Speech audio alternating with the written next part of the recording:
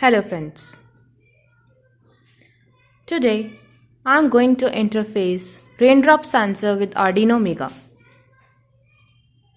I will show the working of this project. So here is our code. Now I will upload this code to Arduino Mega. As you can see, the code has uploaded.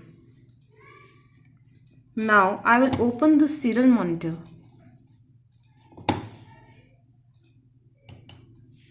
As you can see, the values are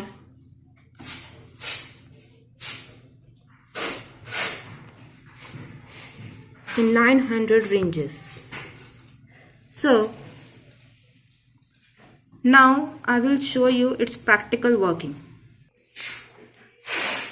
If I put water on this raindrop sensor, as you can see, the LED has glowed.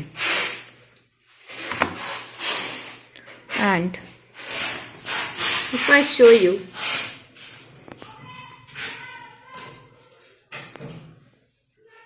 the values has changed from 900 ranges to 400 ranges.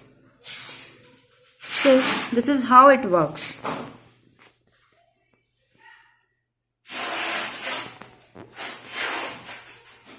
Thank you.